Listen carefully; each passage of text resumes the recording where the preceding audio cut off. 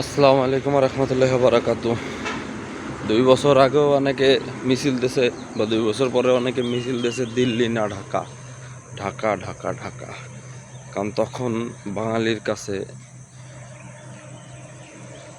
ভারতের সাথে বন্ধুসুলভ আচরণ, বা ভারতের সাথে অধিকাংশ ক্ষেত্রে বাঙালি নিচে কম দিছে বেশি, এমনই তো হয়েছে।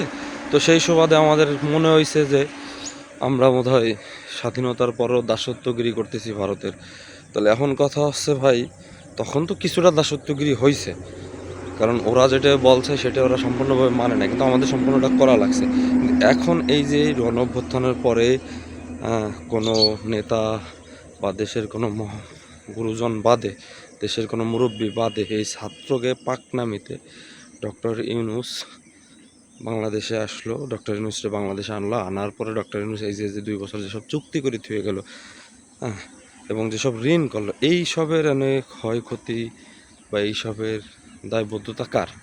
অবশ্যই ছাত্রদের। তো সেই সুবাদে ডক্টর ইউনূস ওয়াশিংটনের কাছে চুক্তিবদ্ধ 15 বছরে $15 বিলিয়ন